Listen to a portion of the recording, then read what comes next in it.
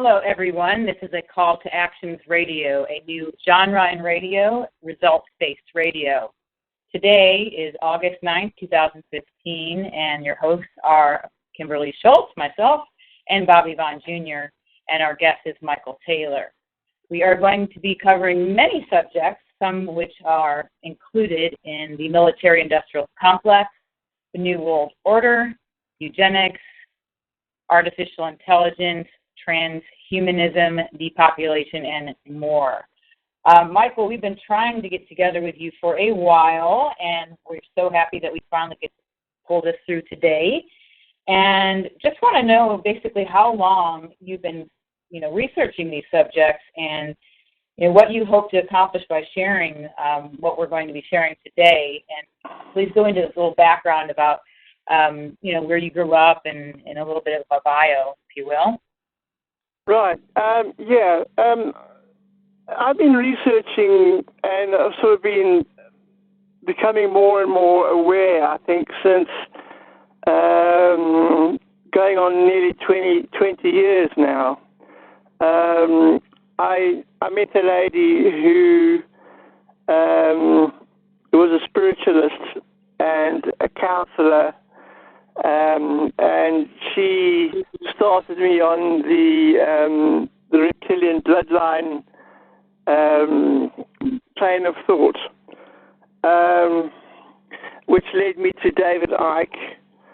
And I suppose one of the things that David Icke mentioned is as the planetary vibrations increase, which they have been doing, more and more people will become more spiritually aware of what is going on. And I'm very much a believer in sort of plugging oneself into the universal consciousness that you become if you unlearn everything that you've been taught, and sort of, which is more like a Buddhist sort of Zen Buddhist sort of philosophy, that you unlearn everything you've been taught and just open up your mind to sort of things around you.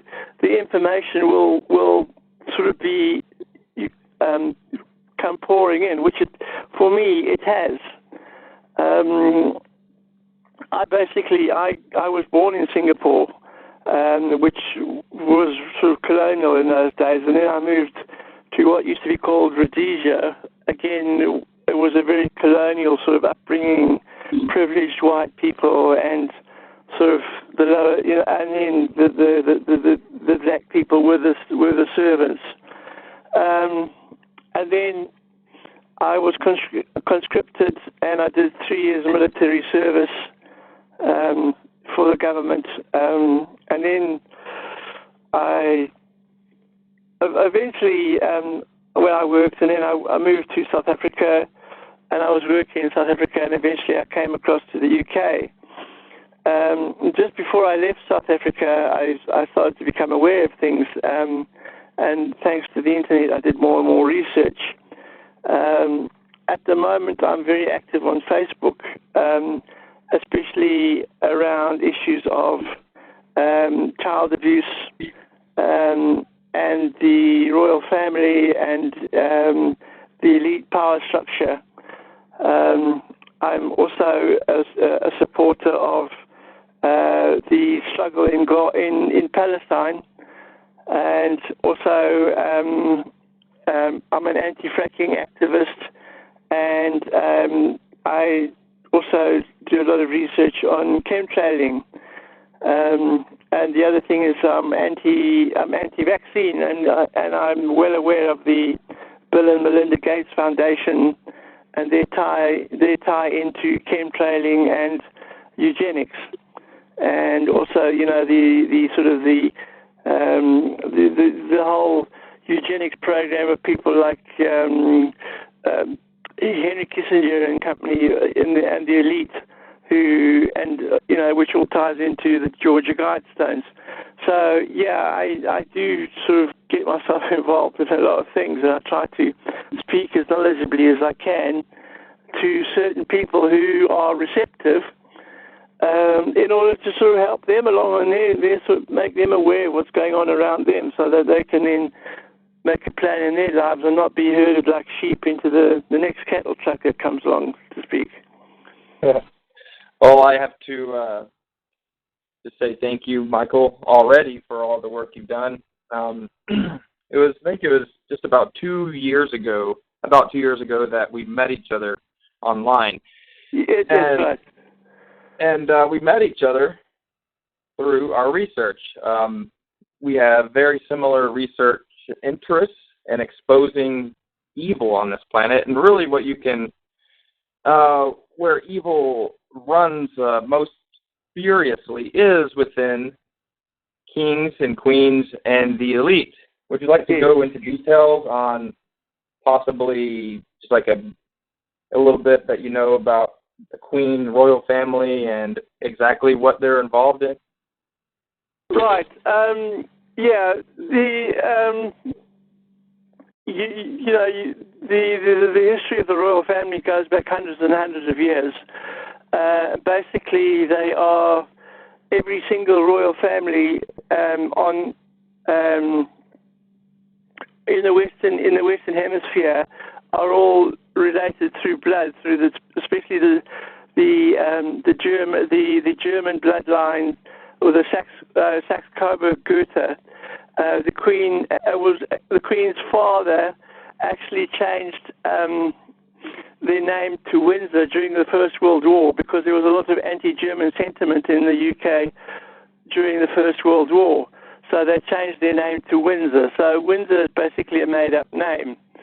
But if you research their bloodline, they're all related to Prince Charles, and the Queen are both related to Queen Victoria. And Queen Victoria is obviously related to the Russian Tsars. And basically, what they have done is they've all ganged together and they've rubbed out the competition across the world, where there were kings in Hawaii and kings in Greece, and there's still a king in Spain, but basically they've rubbed out the opposition. The Queen is worth about $7.5 trillion. She owns most of the land. Well, she's the head of state in Canada, as you know. She's the head of state in Australia. So all the people in Australia and Canada pay taxes to her. She owns the land upon which the City of London is built, what they call the Square Mile. And the Square Mile is basically a Masonic. In the middle of the City of London, which is the financial heart of London, which is the financial heart of the world, basically, is a Masonic temple. And only certain people are allowed into the City of London. But the Queen basically comes from a family of robber barons who basically accumulated wealth illegally and established themselves as rulers. All right, awesome.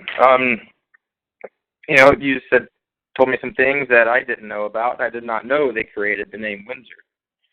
That's really interesting. And the original. They come from the house of Saxe-Coburg-Gotha, which is a Prussian-German bloodline. So when you refer to German, the first thing I think is of Nazis. Does this have to do with the Nazi regime that continues on through Project Paperclip to come to the U.S. and continue their work in what they're doing today? Definitely. Yeah. Definitely. Yeah. So they really believe that they are above us as people. To them, I think they actually have put themselves in the state of mind through human sacrifice and the drinking of blood and rituals of humans to believe that they are over and above the human race. You believe that? Yes, definitely. And like David Icke says, with child abuse,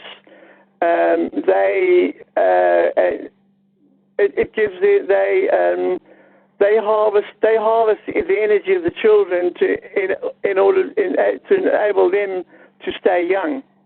By drinking children's blood and harvesting limbs and whatever, and the sort of satanic sex abuse that goes on with children. It's in order to prolong their own lifespans, basically. I think a lot of the elite are in search of immortality, as it were. I definitely believe that. And Kimberly, would you want to say something? Yeah, I did. Going into that realm of prolonging life, that goes right into transhumanism. And, I would say that maybe that they're doing that today until they have access to, the 2045.com focus on the different stages of transhumanism. In general, it seems that, their long-term goal with depopulation in place, that they're just going to continue to use us as slaves and test subjects until they can figure out how to put themselves into some immortal body, and then they want to be done with us at that point because they consider us useless eaters, if you will. Definitely, and I do believe that they are trying to plug us into the matrix, as it were, through their Bluetoothing and through various other, any other sort of devices that they can get hold of. What with the wireless radiation, the wireless and the EMF frequencies that are all around us, which completely interrupt how our brain works. I believe that's also part of their plan, is that they are deliberately trying to subdue our own consciousness, as it were. Absolutely. I personally have, had some epiphanies lately about just how this affects us, to the degree that they are dispersing nanotechnology through the chemtrailing, and we ingest this stuff, and it has the ability to go in and manipulate our thoughts. It has the ability to manipulate and mimic disease that we don't actually have.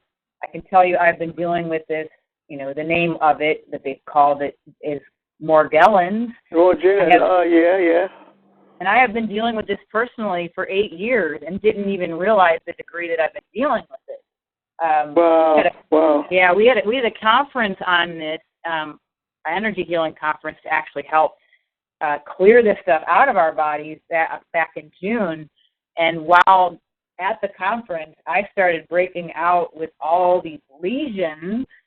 And at that time, Candy Griffin Vandewalker was leading our group into showing us exactly how involved this stuff is. And at that time, when I said to Candy, I was like, Candy, I think looking back that I've been affected by this stuff for a long time. And she said, Kimberly, everyone is affected by this. Everyone that breathes is affected by this. This is our animals. Everyone is ingesting this stuff. And it was for the last couple of weeks that Bobby and I have seen, I've had to go through all kinds of stuff that has been mimicking things, breaking out. Looked like I had shingles, and I had something that looked like adult acne on my face, and then I had a puncture wound that looked like I had a spider bite. So this stuff has the ability to literally mimic things that look normal, so that we go running to our doctor and get pharmaceuticals. It's crazy. But I know better. I knew I didn't have these things. I knew it was the nano causing this stuff to happen. And so we're trying to tie together all the compartmentalization. So they're, in the chemtrail groups, they don't talk about nanotechnology. They just talk about, the chemicals that are being put in the air, and they completely miss the nano part of it. And I completely believe that the dispersion, the aerial dispersion of nanoparticulates, including metals and who knows what else they're spraying, in conjunction with the different types of electromagnetic frequencies that we're exposed to, including Wi-Fi, Bluetooth, cell tower radiation, put those two together, and I believe they have concocted the results of what happens when those two are put together, which creates skin lesions, different types of outbreaks, just putting those two together. Definitely. I don't know if you are aware, but the American government has a treaty with most Western countries, or most countries in the world, called the Freedom of the Skies. And basically, that means that American and they have a civil version, a civilian version, and they have a military version of a Freedom of the Skies, which you can look up. And basically, it allows USA military aircraft to fly anywhere in the world without being questioned why they're there or whatever. And I believe that a lot of the chemtrailing in Europe is being done by American Air Force.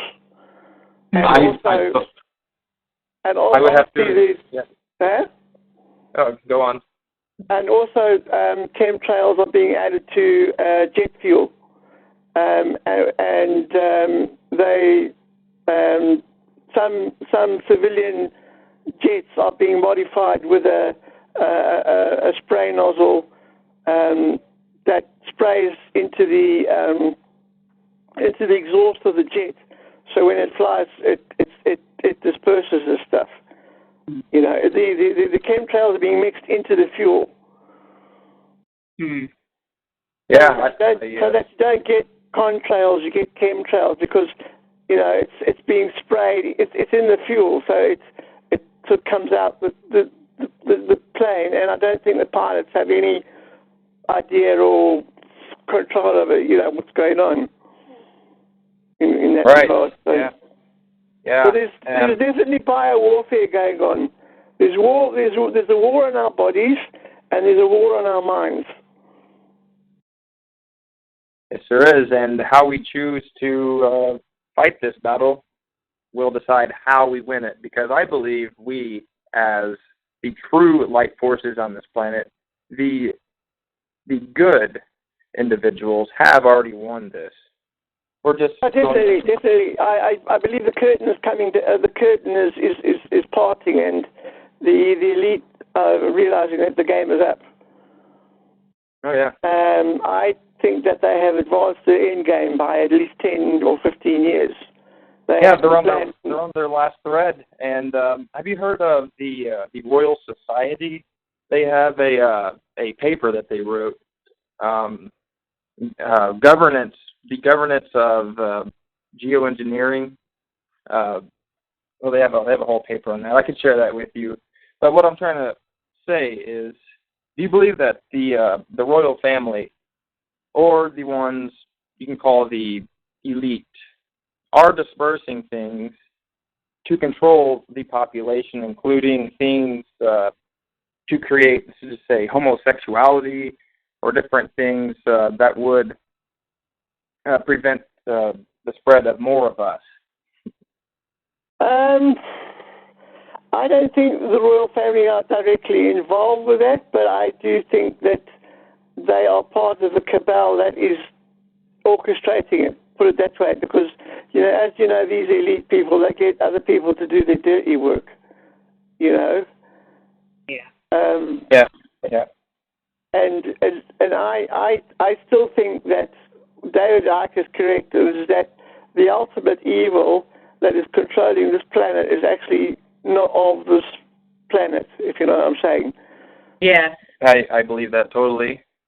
And I'm under the impression that the real black, shadow government, you can call it whatever you want, is a super intelligent artificial intelligence platform that they directly take orders from. I would, yeah, possibly, or it could possibly be extraterrestrial. Yeah, it could be a collaboration of the two as well. Yeah. Michael, what do you, just considering that extraterrestrial influence, what do you think they want to do? I mean, it appears that they want to depopulate this planet. Do you think that they want to just completely eradicate this planet of human life and then take it over, or is it? I followed some of the stuff with Portal 2012 and some of the stuff they're talking about, the archonic influence, and I'm not adept on all the details of those things, but I do watch and observe, the hands and how they're trying to manipulate us. Yeah. I just really don't know how. What is that extraterrestrial influence? Is it several different types of races of beings, or could you just give us a little insight on that? Well, I think David Icke is sort of on the right track. David Icke says is basically there's a reptilian race who are from a planet called Draco in the Orion star cluster, who are sort of they have for hundreds of years they have interbred with people on Earth, and most of the elite, like the bankers and like even going back as far as the pharaohs, were all of reptilian bloodline, and those reptilians they have developed these what everybody knows as the Greys, who are basically android type entities who can exist in the fifth dimension, that they can actually materialize from the fifth dimension into the fourth dimension, which is why people get abducted. And I think that the whole planet is being harvested. I think that there is a survival. I think the reptilians have a survival issue, which is why they, if you go to animal mutilations, where things are precisely cut out of animals, and the way that thousands of children every year are probably just disappearing, the way that oil is being, and the fish and everything, and the forests are being cut down, I think it's being harvested at an insane rate. I think they decided that they are going to just completely strip this planet of everything, kill everybody, and I think the elite are hoping that in return for the off-worlders, for allowing off-worlders to do what they want on this planet, that they are going to be taken somewhere to live out their lives off-planet. I do think that there's a plan for the elite to escape from this planet within the next 25 years. If you have the chance, you should go to lifeboat.com. Right.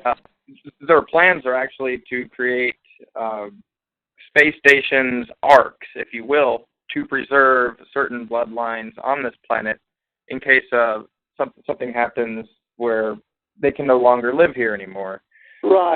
But going back to the chemtrailing and an alien agenda possibly involved with that, I believe that one part of the geoengineering agenda is to terraform this planet to make way for a different type of race other than human that can sustain and live on this planet, because that's what it looks like. They're terraforming it to the way they want it to be so they can live and flourish on Earth.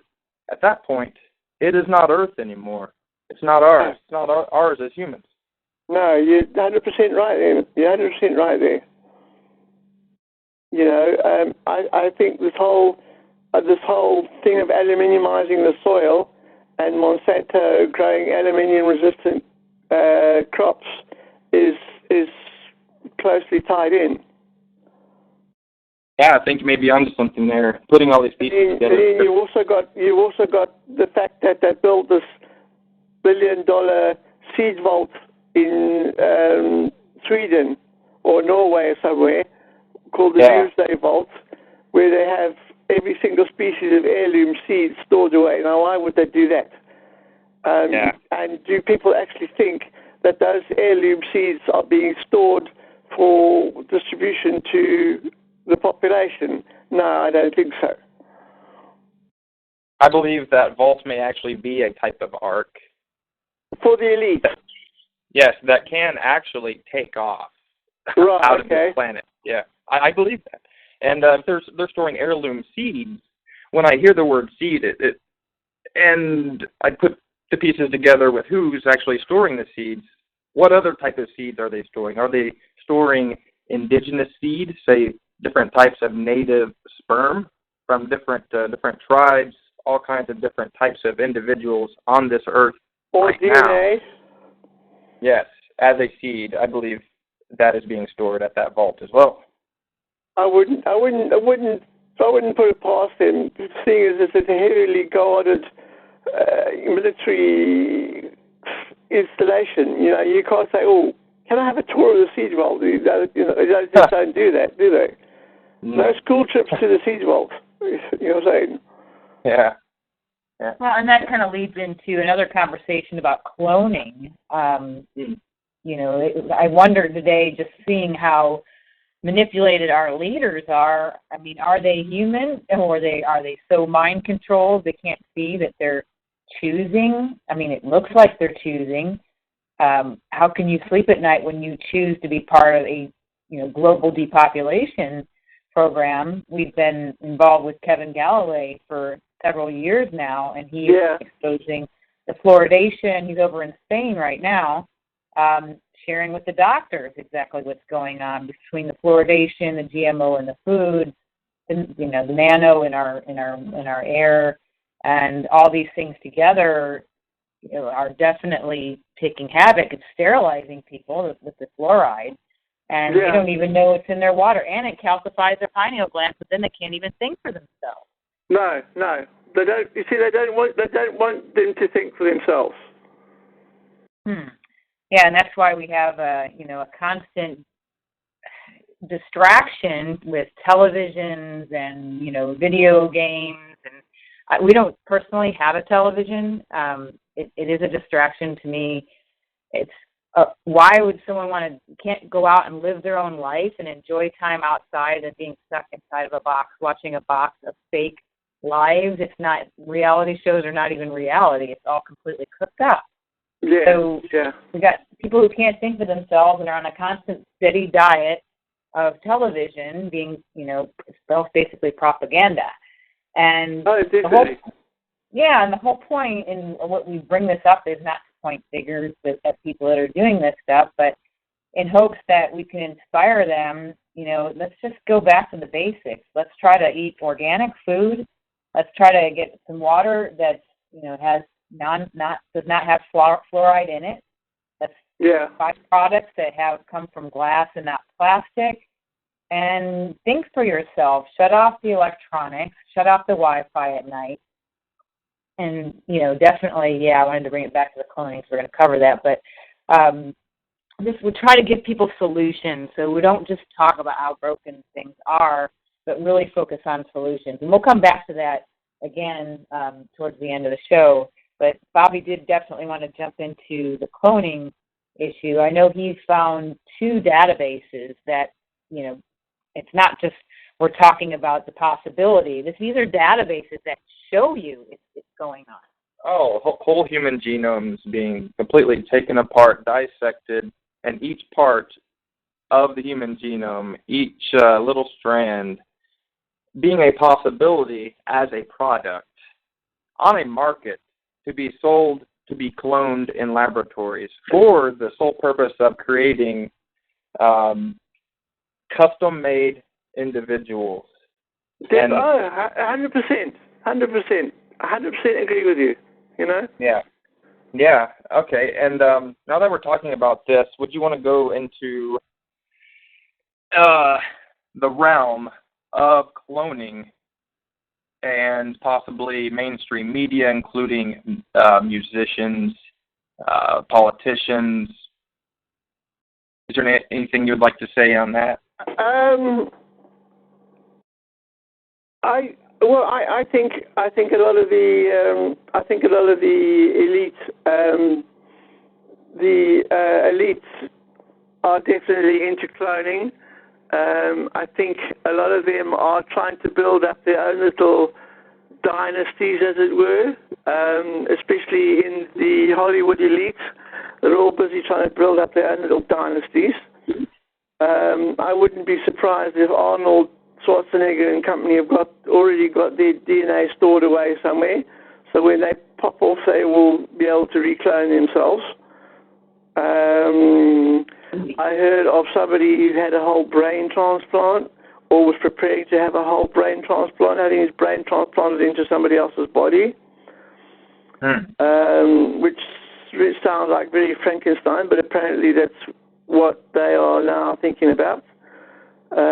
Implanting the brain and the brain stem into somebody else's body. How that's going to work, I don't know. But, I mean, I know that wealthy people have their pet dogs cloned as a matter of course, without, people batting an eyelid. Oh, yeah, I had my favorite dog cloned, and there's the puppy of the clone, and then, they have the same dog that has the same characteristics for the rest of their lives.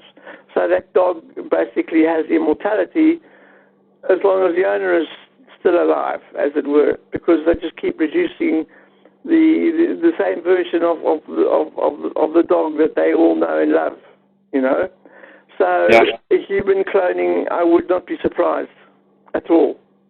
Would not be surprised at all. Cryogenics, I don't know so much about cryogenics that there is an issue with cryogenics that people can be frozen when they die so that they can be woken up at a point when they are able to be revived, sort of thing. And I know a lot of wealthy people, I know cryogenics is quite big business as well. But the only issue with cryogenics is that they don't know how to safely thaw people yet. They know how to store them, but they haven't worked out how to thaw them properly, But I think they'll get to that when the opportunity to, or the science is available to revive dead people is there. No, first they test our animals, so that's when you see designer dogs, then you know that they're working on designer people. So whenever you see they're testing an animal, it's pretty much the thing is, most breeds of dogs and cats and fish these days, and even the food that we eat has all been is all designer, Yeah. I mean, the original carrot was purple, but through the years they've cloned it into becoming orange root, Yeah. And so there's very little original plant material available to the everyday person. And I mean, everything. You look at Alsatians; they've been bred to have a slope in their back. They probably weren't like that originally, So, cloning, biological modification has been around a very long time without people even realizing it. Oh, I have to agree with you there again. Let's go into a couple of the companies just real quick. I want to touch on this. Life science. I mean, just by saying those words, it sounds like a good thing. Medical research for the betterment of people at the expense of lab rats and animals and human subjects now, so some people can benefit later. One of the companies is a company called Cellectis. That's spelled Cellectis. Cellectis. Right. Cellectis, the life science company. In a brief history, in 2005, I'll just read directly from their site in their history section. 2005, development of a process for the industrial production of nucleuses. Right. A turning point in the group's history, Selectus research teams provide proof of the in vivo efficacy of meganucleuses, the molecular scissors that enable us to reprogram the genome of any living organism precisely as needed, be it human, animal, vegetable, bacterium, or virus. Genome engineering is born, and with this, the possibility to industrialize a once unpredictable, predominantly manual science. Selectus nucleuses are a tremendous step forward for researchers, pharmaceutical laboratories, and seed producers alike.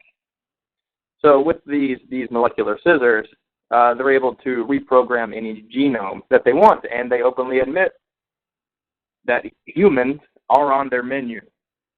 Yeah, and then they'll say, well, what you going to do about it? It's an arrogance. Yeah, quite a bit of arrogance there. And it just seems very sinister to me that they want to profit off of manipulating human and animal and others' genomes for the possibility to industrialize this line of, to say that they're using them as products. Yeah, well, that is completely the thinking of the elite, and that is the thinking of the off-world entities who are in control of the elite. That we are products. We are all products to be harvested and used, and however they see fit. Are you familiar with William Cooper? And before they managed to off him, he had petitioned the U.S. government about basically in the 80s that he worked in the military. He had access to documents that most people would not have access to, and he basically said that our government had sold us to an extraterrestrial race to do just that, to experiment on us. And, I don't know exactly what they got in return for that, but now we're dealing with it, okay? And we're seeing many decades later, you're seeing this man-machine interface stuff going on where they're trying to basically turn us into robots, again, leading towards the transhumanism agenda.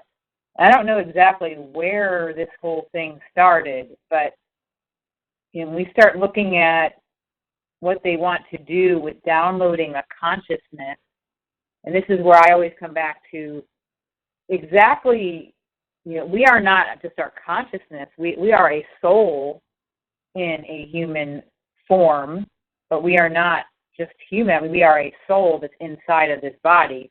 So when they're talking about downloading our consciousness memory from our brain and putting it into an artificial avatar, if you will, so we can live forever inside this replacement part machine, my first question is, well, where's the connection to the soul? Because that sounds to me more like a vampire living in, stuck inside of a machine. And yes. Soul connection to me is through the heart. And the heart is the very first thing to form in the human fetus. So it just sounds to me, when it comes down to the end of the day, that this is soul stealing and it's a spiritual war. It's definitely a spiritual. It's definitely a spiritual war. It's definitely a war in our spirits.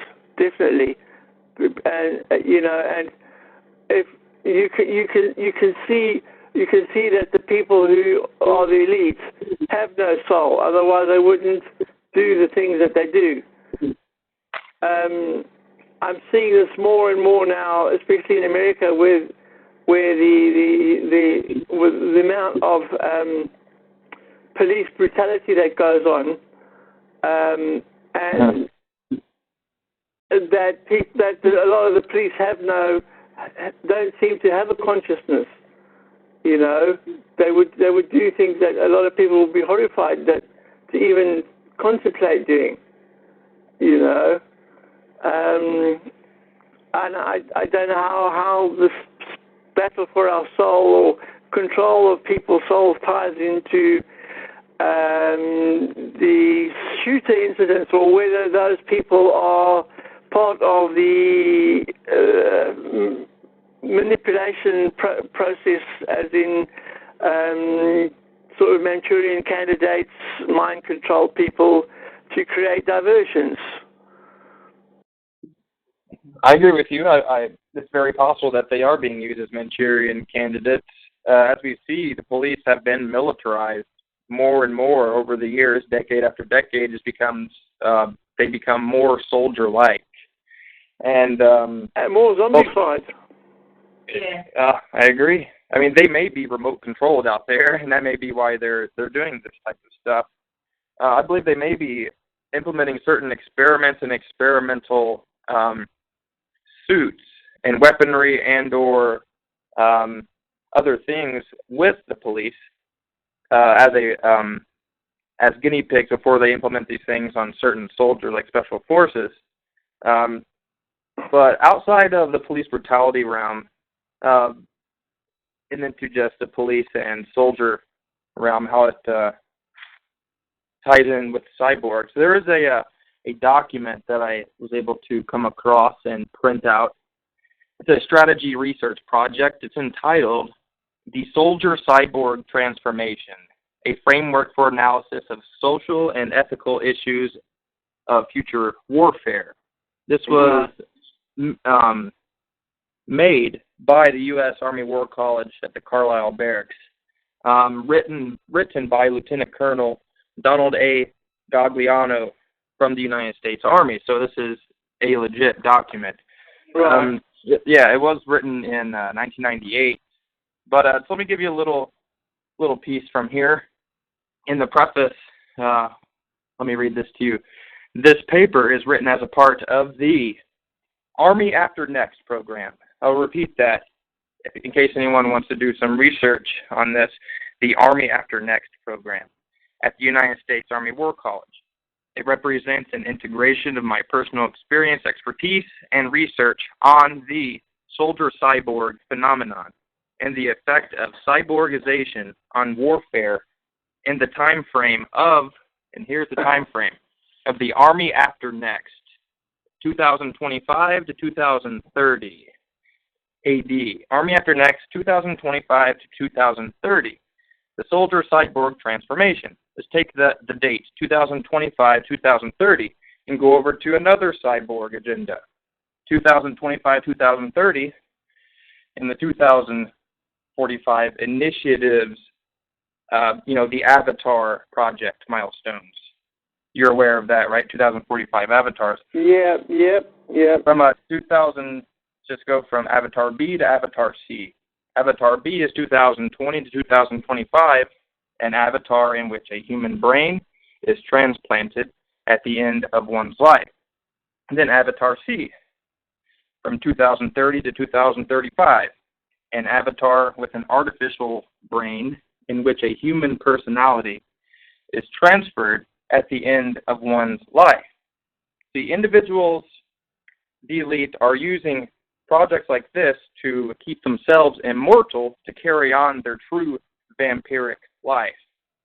And they are also being used, as we can see, for army purposes, for warfare.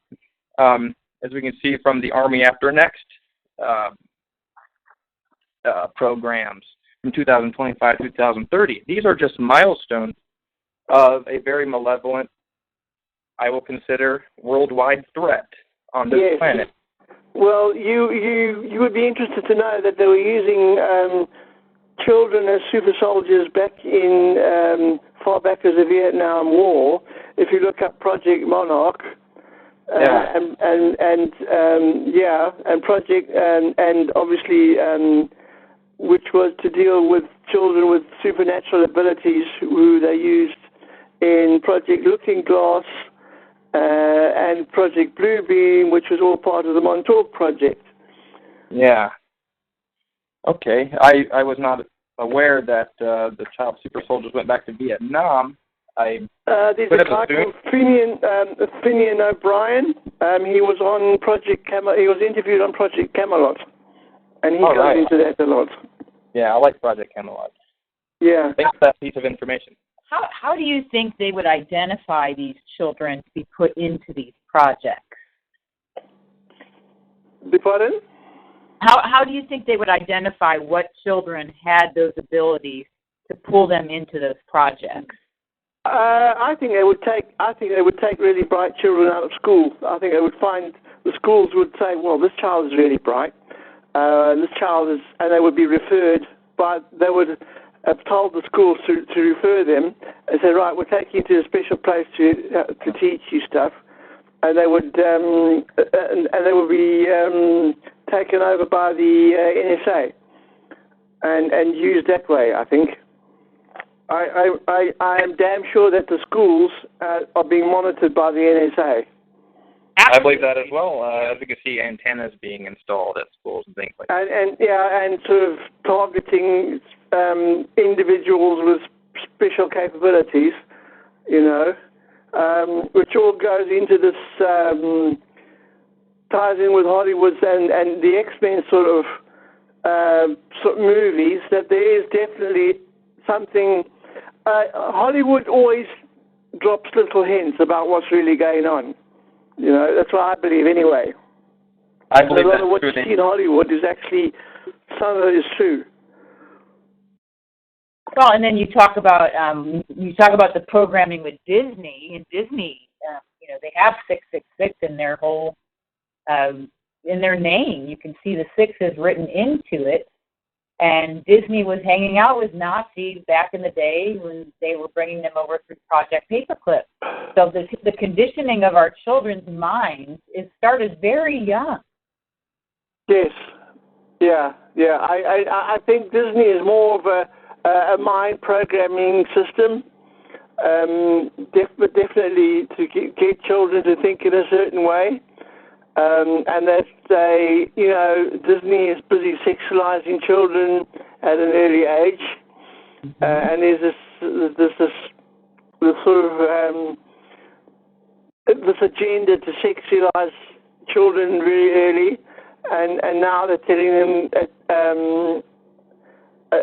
this company called Planned Parenthood in America, and they're going into schools.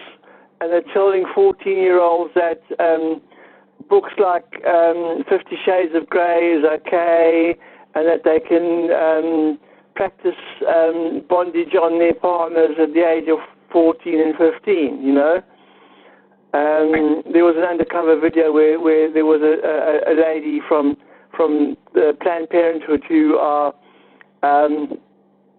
was talking to the children. And then there's another friend of mine on Facebook, Stephen D. Kelly, who's ex-CIA. He wrote a book called Cities Under the Plan and Lasers, Cavers, and Magicians. And he had a couple of videos on Facebook where Planned Parenthood were caught talking about the sale of whole body of body parts, because Planned Parenthood are harvesting and trying to harvesting fetuses, and there's this whole sort of they had these targets that they for aborted children, Yeah. So that all ties in with what David Icke calls the reptilian agenda. So. Well, yeah. I mean, definitely. If they believe themselves to be reptilian, or if they truly are part reptilian, because they don't seem, reptilian people don't seem to display any sort of form of consciousness or have a conscience. Have a conscience about anything. Everything is objectified to a certain degree. If you come across somebody who you perceive to be as creepy, it's probably because they're part reptilian. We've all come across creepy people in our lives. All right. Yeah, they. I believe they are using Planned Parenthood as everything the investigation has uncovered. I believe these investigations, being that there are live videos of Planned Parenthood admitting to this type of thing, and I I do believe reptilians are involved as well, and they need body parts, human body parts, to sustain themselves. I believe they are very carnivorous, and they do feast upon human flesh. And if they in order to sustain themselves. Yeah, that is one of the most sickening things I can think about. Yeah. Michael, are you familiar with Laurel Aston's work? Who? Laurel Aston. Laurel Aston? Yes. No. Yeah, she's ex-CIA. She was an operative. She was actually bred by a high Illuminati and then basically sold to the CIA at the age of... Well, I've heard of Kathy O'Brien, who wrote a book called The Transformation of America. Mm-hmm. She's a well-known author. Mm-hmm. Mm-hmm. If your listeners can look her up and possibly get a copy of her book. Yeah, I've heard of her. I haven't read her book, but I have heard of her. Yeah, she was a CIA mind slave for many years. Mm-hmm. Mm-hmm. Yeah, another lady called Arizona Wilder. Okay.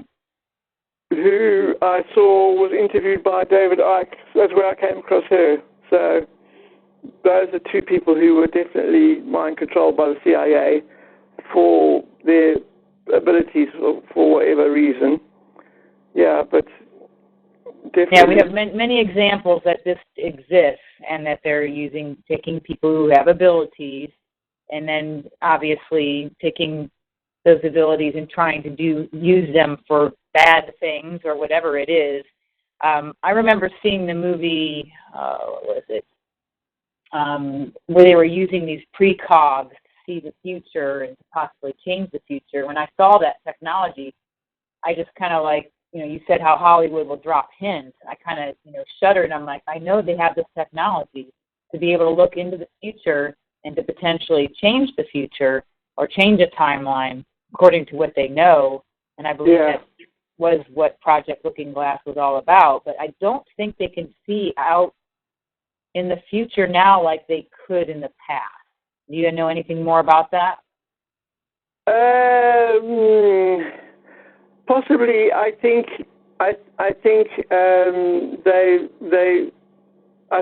they've probably been able to see as far as they can. And they've probably got to a point where they've been blocked at some point, and they've probably been told to give it up or something. I know the CIA and the Russians both use remote-controlled or people who can remote view, sit in a room and sort of remote view what's going on in another part of the planet, sort of thing. There was a movie called Men Who Stare at Goats, touched on that subject. I think George Clooney was in it. I can't remember. Yeah, he was. Yeah. So I don't know how far they are with that at all, or whether they've moved on to something else. But the whole Montauk project obviously has been well covered up, and apparently there's not much left of it there now. It's in Montauk Point, New York. So if people want to go down there, I don't know, the abandoned buildings are all still there, or whether there's a military guard there now, I don't know. But all the bunkers have been filled in, and it's all boarded up and abandoned and whatever. So whatever went on there, we won't know. Yeah. So these individuals involved in these psyops for intelligence agencies, Russia, United States, whoever, China, Australia, they are using certain bloodlines and certain individuals that have abilities at birth.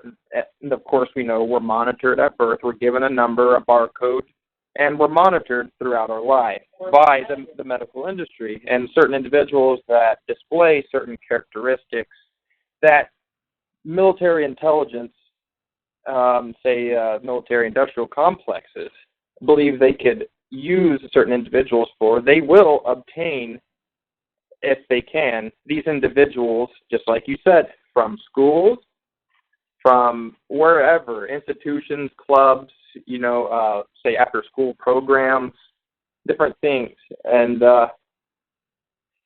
I believe that there are so many children that are being taken unwillingly without their parents.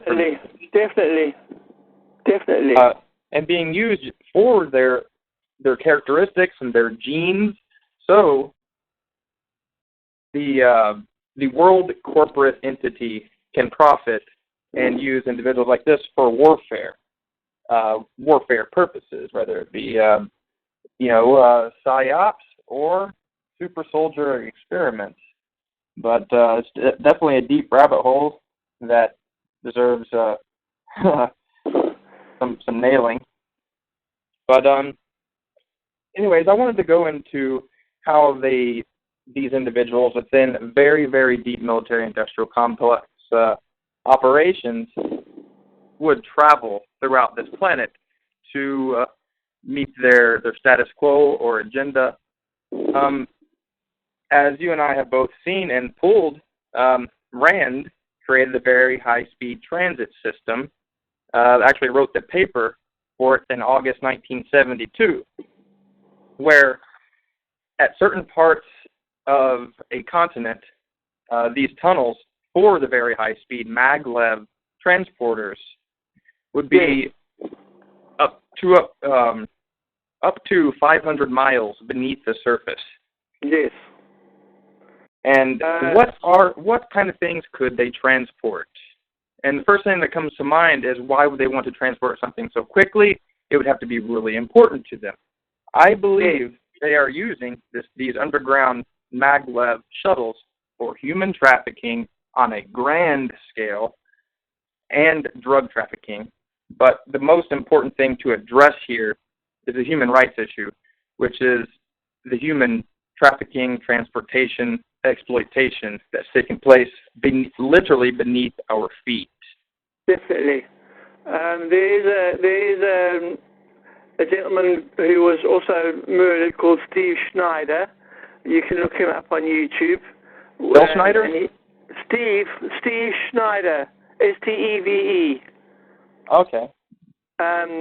He was a geologist who was recruited by the CIA to build what they call deep underground military bases. And Steve Schneider talked about how these massive tunneling machines could sort of dig a hole in the ground 50 miles in a day, sort of thing. Yeah. That Washington is connected to New York by a high-speed maglev line. Denver Airport is connected by a high-speed maglev line. And there is a maglev line directly underneath the White House. I think these lines are also being built for the elite. So if an incident occurs on the West Coast, all the elite can then evacuate to the West Coast, to the East Coast in a matter of minutes. Through these 500-mile-an-hour trains. Definitely. I definitely believe that. And these tunnels run under Dulce in Arizona. They run under Area 52, Area 51, and Cheyenne Mountain as well, and wherever else you can think of.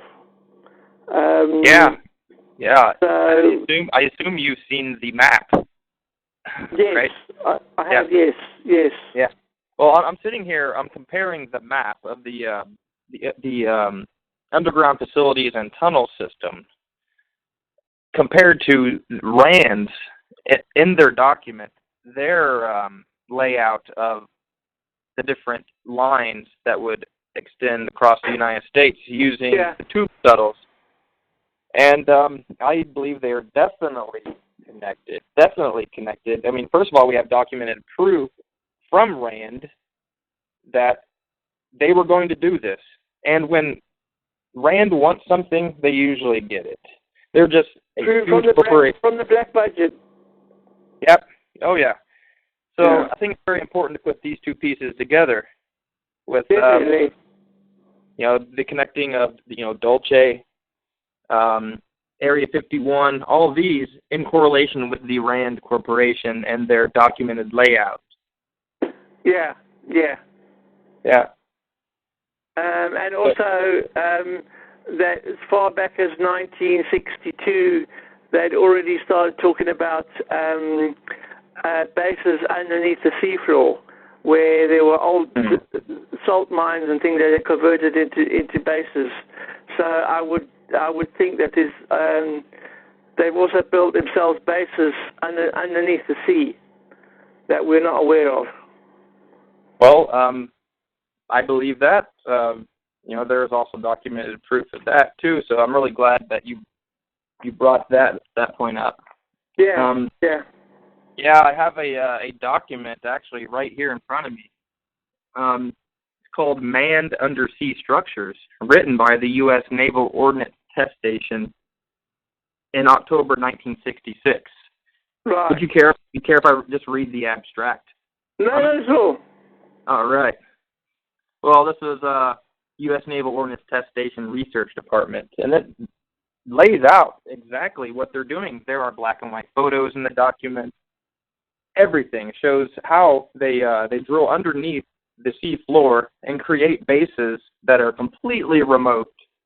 Up to, there's really no limit to how far they can drill underneath the sea floor. But let me go ahead. They can access the underground base via an old mine that is on land, and they can just tunnel through to the. They don't actually have to drill into the seabed to get there. They can sort of build it from underneath, sort of thing.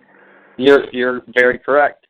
I'll go ahead and read to you this abstract, all right? This is from Manned Undersea Structures, the Rock Site Concept. Abstract. Large undersea installations with a shirt sleeve environment have existed under the continental shelves for many decades. And let me remind you, this was written in 1966. The technology now exists.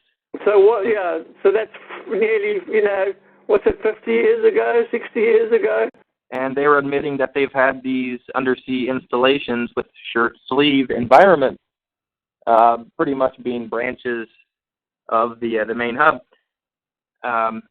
in 1966. So I assume they've been doing this in the United States for almost 100 years now. I would imagine so, and that's something that a lot of people are going to have problems getting their heads around.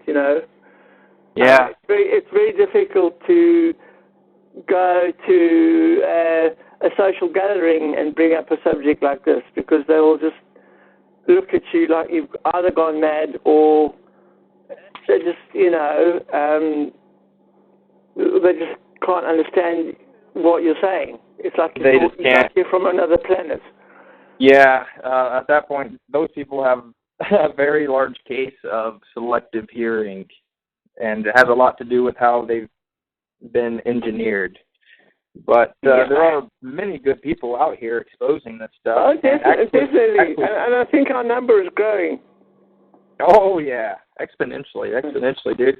And, what I've noticed, and I'm sure everyone has, that we cannot just deliver the bold, hard evidence to someone that's just waking up. No. That's like ripping someone out of their room and taking them on a very long car ride, right after they wake up. Like just ripping them out of their room, But so we have to feed this to them very slowly, so they can digest it, and it takes time. A little bit today, a little more tomorrow, and you just to build a little tolerance. I don't think we have a lot of time left. I think we're in the end game now, and I think that we need to. If we had another 20 or 30 years or 40 years of helping people to wake up and drip feeding them information, I think it's got to the point where either they get it now or they don't at all. I think we need to conserve our energy and speak to those people who we perceive to be receptive, and those who are willing to learn. Good point. Yeah, absolutely, Michael. And that's the whole point of having these conversations, because, yes, it's a lot to take in, but in the end, if we're focused on solutions and we don't fall into their plan of being distracted and diluted with disinformation, we can actually be part of our own solution, which is by, getting the toxins out of our body so that we can actually think clearly and think for ourselves. Then we can make, conscious decisions that are for our health and for the health of our family and for the health of our friends and community. And the more of us that wake up and start putting our energy into that, and not just, we have a dear friend that her family's kind of turned against her recently because she's like trying to wake them up. And she's like, they're telling her that basically we don't want to hear it. You're crazy. And it's like, so when I run into people who kind of want a little bit more, I'll just be careful about how far I go. I don't just jump straight into, a New World Order and all this kind of. I just kind of like ease into it, and if you're focused more on the solution side of things, people will be more apt to take the next piece of information, and because they're not being put into fear. Because this is not about fear mongering. It's really about observing the patterns and the things that we've seen over time, and kind of where they, where they're telling us they want to take it, and simply going, okay, I'm observing this, I'm neutral, and then I'm going to focus on solutions. And I think that's the easiest way to wake more people up, is to not banter on like most people do, just complaining about what's broken. Because if we just stay in that energy, people are just going to get frustrated and fear, and we don't want to. That's not the energy that we're trying to drive people toward. Yeah, well, the way I go about it is all I try to do is try to take people's blinkers off, so they can see a little bit more of the play than what they're actually seeing. They can try and help them see not just look at the puppets, but look at the puppeteers. Then I give them little snippets of information, and I tell them to take it from there. All I'm trying to do is help them on their own journey to help them raise their consciousness. And I think raising the consciousness of the people is a very important tool in this war against them. I think that's one of the solutions that we, as a community, raise our consciousness as individuals and as a whole. I think that's like you say, detoxing, meditating, being positive, doing positive things within your own community, not engaging in negativity, gossip mongering, being judgmental, not engaging in any of the things that the media tell you to get involved with. There's a big thing here about kids getting involved with what they call legal highs, such as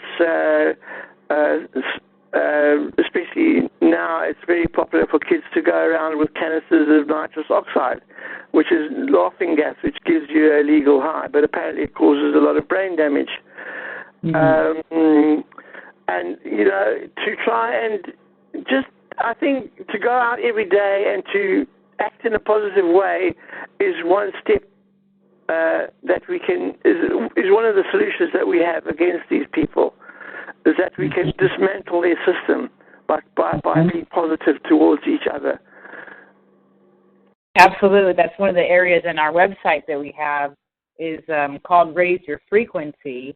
And there's a couple of examples of where just simply like stepping back for a moment before we react in a situation, instead of just action-reaction, is just like step back and think for a second and just go, well, I have a choice. I can choose to act negative, or I can choose to act positive. And just because someone sends a negative thing toward me, I still have a choice in returning something positive. And just getting people to think, just think for a second. Just don't be into the reaction, which is part of the instant gratification world that we've been conditioned to live in. Whereas I want this now, or what's in it for me. It's very limited thinking, and it's very short-minded thinking. Whereas I think our indigenous, we're always thinking generations upon generations ahead. So if I make a decision today that is going to impact someone in a negative way, then I don't want to do that. I want to do something. No. I want to model something positive so that people around me can choose to jump in and do the same. Like 100%. 100% agree. Mhm. Yeah. So, do you have a particular website or anything that you put information out there to help people get into that space, or are you using that Facebook? I do most of it. I haven't got my own personal website. I do most of my activism on Facebook. If people want to access my Facebook page, they can. And either yourself, Kimberly, or Bobby can give people my website address, and they can log in there, and we can. I work with community. I work with my groups within Facebook, basically. Perfect. And my whole aim on Facebook at the moment is to raise people's consciousness. There are 2 other websites that I'm on, but they are not heavily subscribed by other people yet. We'll see what happens with Facebook. One of the websites is called Scene.is, which is based in Iceland. And there's another website which is being developed by Anonymous called Minds.com, WMINDS.com. And it's also a social networking site, which is not controlled by Facebook. I will check out that one. Thank you. So that was Minds.com, right? Yeah, and the other website is Scene, SEEN.is. They're both secure. They're both secure networking sites, but they're sort of my plan Bs. But for the meantime, I'm quite happy to stay on Facebook because that's where the majority of my groups are, and it's a question of trying to get people to switch to the other social networking sites, which they're quite reluctant to do, I would imagine, But I can see the point where Facebook is going to become non-viable for activism because it's become such a strong focal point for activists that the powers that be will try and shut it down. I've personally witnessed massive censoring there. Most people don't see my stuff, so I have kind of pulled back from there, and we're pretty much more focused on doing things like these interviews, putting them up in places where more people that are awake will actually listen to it and do something with it. Yeah. Because most of the people on Facebook, even my mom has said that my older sister says, she's too deep for me. I can't look at that stuff. And so it's like most people don't want to know. It's kind of like watching a scary movie. They want to go through their fingers. They don't really want to know. Stay in the baby pool. Don't go swimming in the adult pool because you'll drown. But Hey, I learned to swim at a young age. I like the deep end. Yeah, me too. I almost drowned though when I was young. Yeah. But I learned how to swim. Now I go in the deep end. You got to go to the deep end to get the truth, unfortunately. But again, going back to what do we do with this stuff that most people don't want to look at?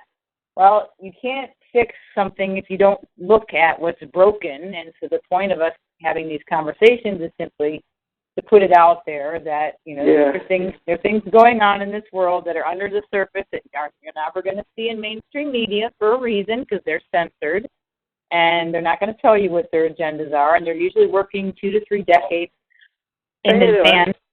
Yes, ahead of us. So that being said, I always try to come back to obviously, Michael, they're scared of us because if it takes them decades of planning and trillions of dollars to try to keep what they're doing, their agendas under the surface, then we must be a real threat. Definitely. In closing, somebody once said to me, when you get to the edge of the cliff, you'll do one of two things. You'll either fall or you'll learn to fly. And I believe a lot of us are getting to the edge of the cliff and we're learning to fly very quickly. Oh, yeah, absolutely. And one of the things that we have on our website is basically standing, over this whole agenda, standing on it and simply saying, okay, we are creators of our own, destinies. We can change timelines. We do change timelines with every decision that we make. And by saying that and realizing that we all have free will to collectively and individually impact our destiny, if you will, that's one thing that they try to take away from us. They try to think that, they try to make us think that, very short-minded, we don't see far into the future, or just take their conditioning of, be a good little slave, don't ask questions, and, this is how you live your life. And it's like, I don't know. It just doesn't feel right to me when I know that my mind, I create from nothing. I'm an entrepreneur, a visionary. And I think all of us have those abilities, but we've been conditioned through the miseducation to lose that ability and not to even know we have it. And so that we just take their medicine, their propaganda, and accept that that's just the way it is. And that's not the case.